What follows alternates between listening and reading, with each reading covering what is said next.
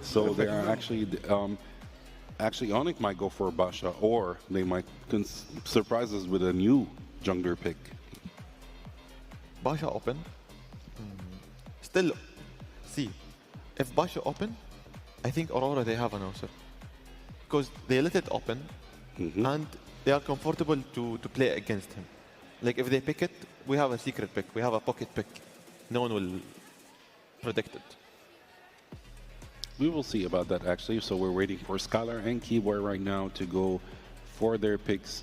Not necessarily going to pick a jungle right now. They might keep it for the third pick. And they went for Kimmy as a mid laner. And of course, Basha. They just went for Basha immediately. Didn't care about getting countered. They said, we're going to take it anyways. I know we'll do great with Basha. But on the other hand, we might see a Farsa and a Lapu Lapu in the second and third pick for Team Aurora, or do they have another saying in that case? Picking Farsa and Lapu Lapu with Lancelot, it's recommended for Team Aurora. To win, but let's say, but for Team ONIC, picking Kimmy and Basha and Esmeralda for 3 picks. Like it's reply to Esmeralda versus Lapu Lapu and Basha as a jungler versus Lancelot. And for Farsa, I need to see, because using a band and they picked Farsa for it. It's perfect for them, and Eve it's banned, but they played just last game with ONIC. Yeah. They banned Eve. Yes, that is very true. Right now we are in the second ban phase. We still have lots of heroes that might get banned, like Gatotkacha, like Ruby, like Xborg. We have Harith also open as a gold laner because none of the teams picked a gold laner yet.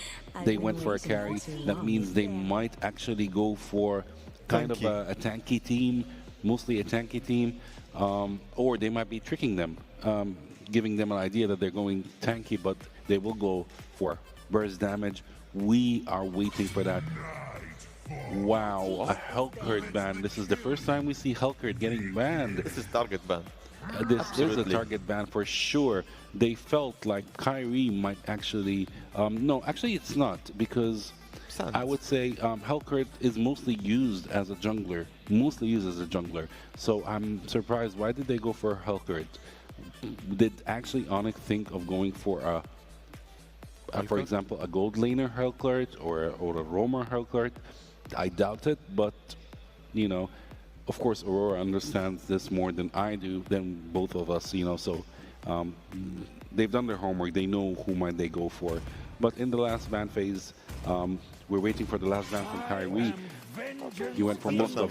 Maybe that's why actually they actually went for a Helcurt ban, because they wanted to go for Moskov, and ONIC understood that trick, so they banned him in the process as well. So they won't give a chance to Aurora to go for Moskov.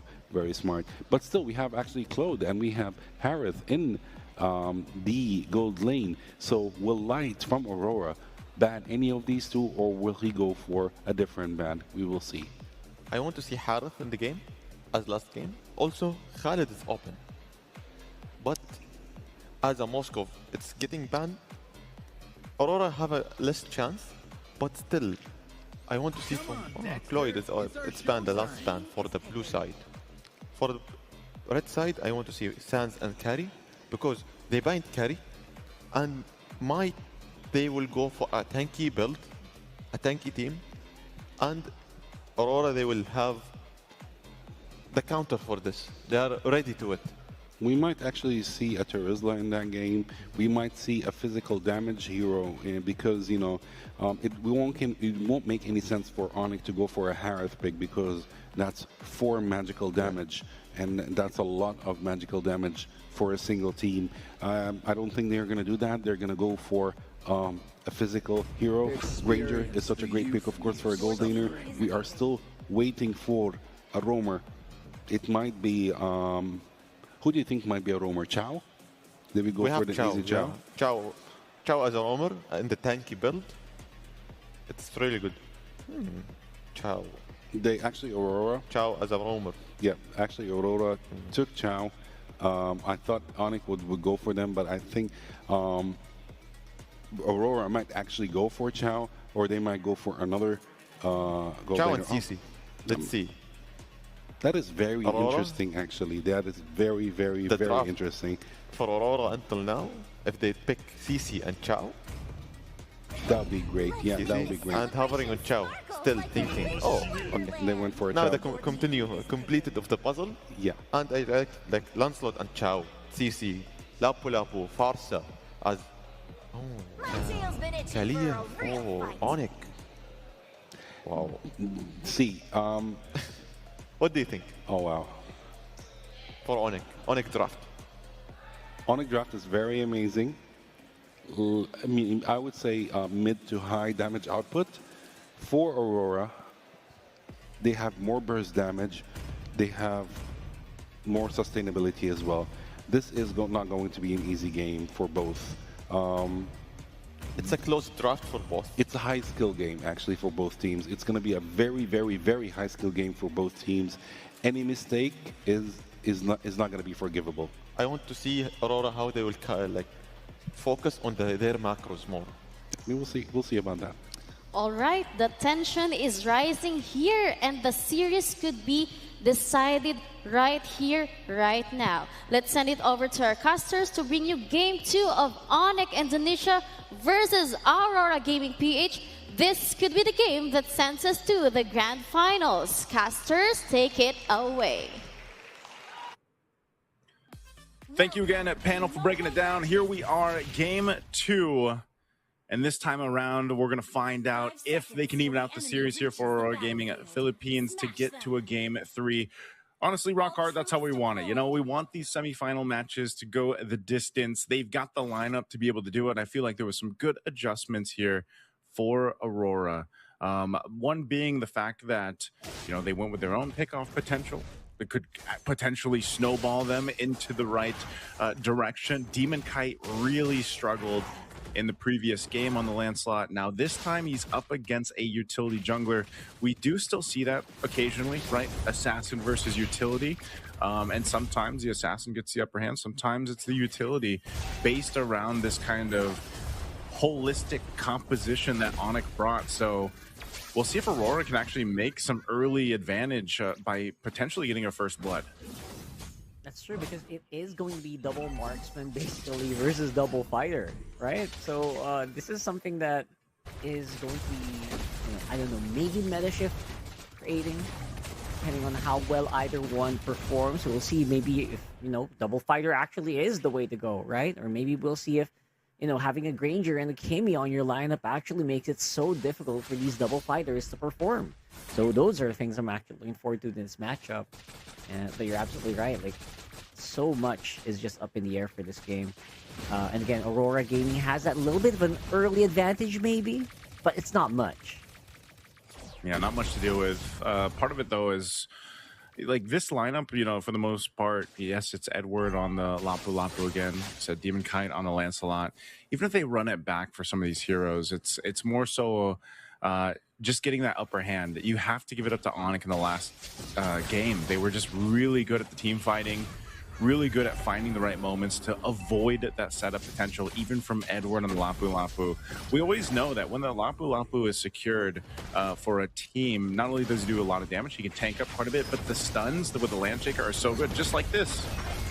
Yeah, great stuns. And there you go, Kyrie with the first turtle of the game. Edward and Light not to be able to help out Demon Kite as much. Look at the presence. Look at the domination of ONIC in that one. Yeah, there's they're gonna deal with that. I mean, that's one of the things they have to be careful for. Some of these initiations, especially in the early portion of the game, you gotta kind of approach them in the right way, and even more so in the turtle pits. You know, like those areas are crucial to be fighting in. Now, this map being potentially the last map if ONIC wins with it, expanding rivers. Either way, when it comes down to these objectives, either team can choose to rotate really quickly. The fact that Demon Kite is on a CC gold lane as well could change some of those later team fights, whereas, you know, Skylar essentially can do the same thing. It's only unfortunate for Skylar that he doesn't have the space that was provided with an Eve, like in game 1, but because of the lineup, it's actually okay. You have a Kalea, you have the traction pulse from Sans, and that actually is enough to go ahead and keep him relatively safe. Plus, like I said, the flicker is always an option as well. I think maybe they're thinking, you know what, we don't need like an Eve real world if we're gonna -1 anyway, right? Like there's just gonna be 4 enemies on the map. So that's they're thinking maybe of the Kalea. But look at that, Loot P again is gonna be the sore spot here. Aurora Gaming is gonna try to punch on. Or, you know, but of course that isn't Esmeralda. Early game has great sustainability, and who has not that much sustainability, that's Dominkite, especially against 4 members of ONIC. See, that's a tough thing. You know, these lineups nearly mirror each other with the game plan. It's that pick-off centric lineup. Let's get a kill, utilizing either the Cho for Aurora or the Kalea here for ONIC. And they get the upper hand because they made the play up top, almost getting this tier 1 too. Traction pulse thrown out. A few more hits would have actually been huge for Sans there, but Yue gonna be able to dodge out. Again, Edward gonna be using the Bravest Fighter and the Flicker to get out of harm's way, which just leaves the map wide open for ONIC to take that turtle. Man, Rockhart, it just seems like right now it's either Aurora Gaming Philippines is just not synced up like we've seen them in the previous matches, or it's just ONIC playing so well. It's probably a combination of both. ONIC seems to be just completely locked in on the game plan on what they want to do here. And again, if they're able to go ahead and put pressure where Aurora can't play around that plan of a pick-off, because the Tsunami Slam is going to go first. Oh man, there you go. That's Tsunami Slam once more. At that point, Dominkite can't even use the Phantom Execution to get out of harm's way. And because of that, this is going to be another turret. That's going to be, turret rather. That's going to be so hard to defend against.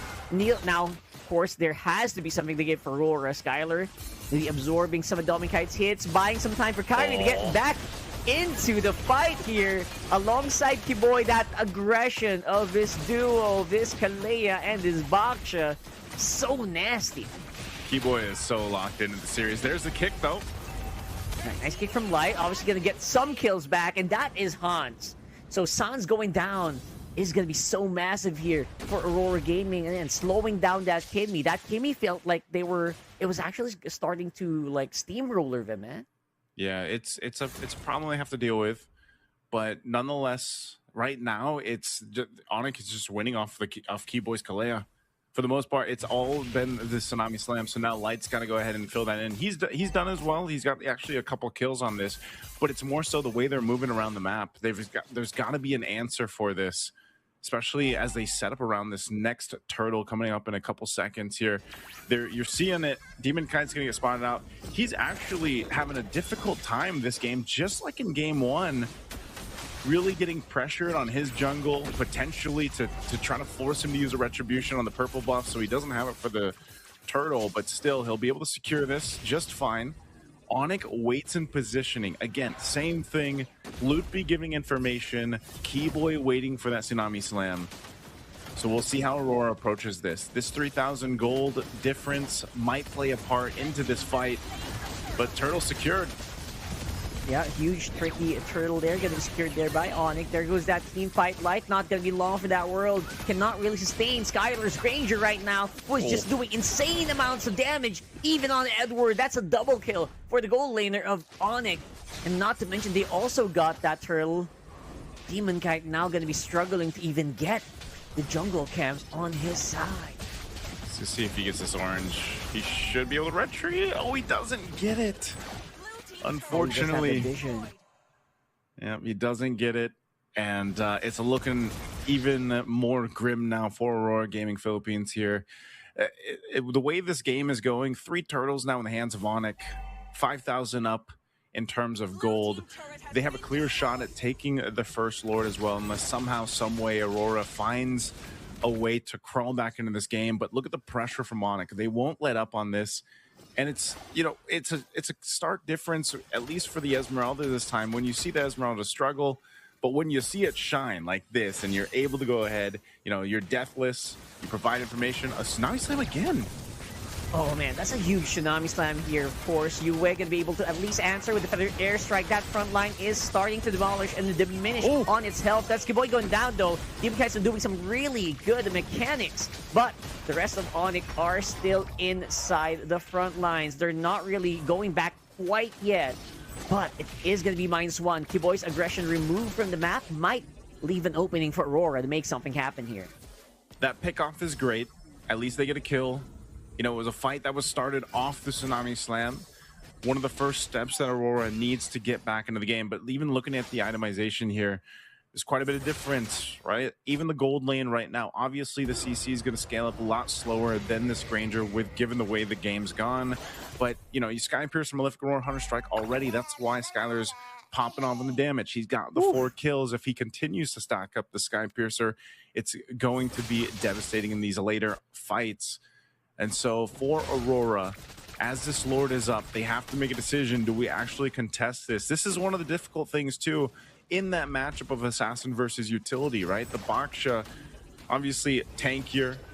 You rely on the rest of your team to kind of, again, give you that information. You can always pull off a steal, though. That's one of the things about the Assassins, right? Especially the Lancelot. There's always potential for that. So even with ONIC's lead, they'll respect it and just kind of take their time with this. There's no rush for them. But Aurora, they're the ones with a hard decision. Do we actually go for this? It's blitz down now. Yeah, that's a huge blitz. Obviously, ONIC is just going to be so far ahead of the curve here. Lapu-Lapu up on front. Edward can't really sustain against that lineup. Now, normally, you would be able to at least get some HP back, but ONIC just stopping that from happening. Obviously, with their superiority in terms of items. So, right now, it's just Aurora getting pushed back over and over again. I mean, like, the only thing I was thinking about for ONIC is at least both Kyrie and Demon Kite were level 12 while that Lord was happening. But now that's not going to be the case here. We got Lord walking up on top, and I expect ONIC to wait for this fully 100%, wait for it before they fight. I'm surprised here, Rockhart, that Aurora decided to go ahead and stay around there because it just seemed like, and maybe it was potentially they just didn't have the information, but seemed disconnected even in that approach to that Lord or deciding on what they wanted to do. They're going to go for this kick. Oh, yeah, 100% going to go for it. Better stun here coming in from Edward, but again, once more, just evaporating forth. We can even hit the final blow of that one. And now Kyrie's up on front. Skylar is just going on like a shooting range here or something, because he's just having so much fun on that Granger. Again, there is a Lord on top side. Edwards and Light are down for 15 seconds. That might be a turret or two going down for ONIC here. Sorry, for Aurora here. So far, massive game for Skylar on this Granger. 7-0-1, untouchable. Stacks on stacks right now for the Sky Piercer too. This Lord will finally go down, but ONIC's job is just to get these base turrets down of Aurora. We'll see if they're able to get another one, but right now with a massive lead, 10,000 ahead, do they force a fight or just take the discipline route? It looks like they'll go ahead and do just that. Potentially getting the mid turret. The traction pulse is thrown out. Yep. There you go. One more time. They're going to try to go for it again. Aurora being very proactive here on the front line, though. They're absorbing Sans and Skylar's damage, and it's just too much. There's just so much damage here without anything to actually catch it on the front line. And there you go. That's 2 inhibitor turrets going down for Aurora Gaming here again, holding on for dear life. They've been choked out from the resources here, basically here, Rockhart. Now they're going to make a play here in the mid, going for this last base turret. They'll get just that.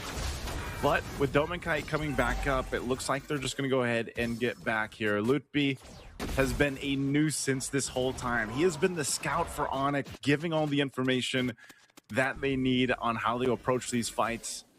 Again, this is what Esmeralda does so well. And, you know, in this case, I don't know, Rockhart, it just seems like the lineup, the composition for Aurora just isn't serving that purpose that they wanted to. Even so, you know, Dominkite picks up a brute force. You're seeing how fast they're getting just taken down. I mean, these team fights, if it's a pick-off, it's a pick-off for ONIC, essentially. At what point does Aurora Gaming get back into a fighting form? They're going to have to forfeit this Lord over to ONIC and then just get ready for this defense. Now, the only shining hope in this lineup that they have right now. It's the defense capability, because you've got a Farsa. But as soon as you use that Feather Airstrike to kind of deal with some of that push, and of course the Lancelot to an extent, then other than that, you don't have that much else, right? You've kind of got to utilize the kits, and that's for Edward and to an extent Light and Dominkite to clear out these waves and manage them. But it's so difficult once the Feathered Airstrike is gone. So this is so crucial for Yue to really get the most value out of this, and that's why they're trying to manage these waves. The Lord is making its way in the base, and Attraction Pulse thrown out. Yeah, throwing it out there, and there's just not much the front line here. Gonna go in for the back line. Light is hunting down Skylar, but with that Purify will not be able to actually make a mark. Just a few more hits. That might be it. ONIC are gonna be the ones on top here, and gonna be beating out Aurora Gaming PH 2-0. You can see Kyrie excited about that one. A let's go after they win it. ONIC just looking so good here. I mean, this was probably some of the cleanest that we've seen them play, at least here for the Games of the Future. And it was just very one-sided. This one was completely their game, their control. Skylar unstoppable, man. Unkillable. Stacks on stacks on the Sky Piercer. And it's just, you know, it's tough to see for Aurora Gaming Philippines. There was really not many opportunities for them to get back into that game, and that could have been a combination of the composition they had, but it just seemed like there was some disconnection there, you know, as a whole. So that's going to be it for them in the Games of Future, though. Aurora Gaming, we won't have an Aurora versus Aurora Grand Finals, but they still will have their third place decider match that we'll be having tomorrow before the Grand Finals. But as you see, ONIC going over the sportsmanship. We're going to be throwing it over on stage to hear from ONIC Esports from Indonesia. Once again, amazing match. That's it for us. Let's go ahead and throw it on stage. 2025 Abu Dhabi, one more time.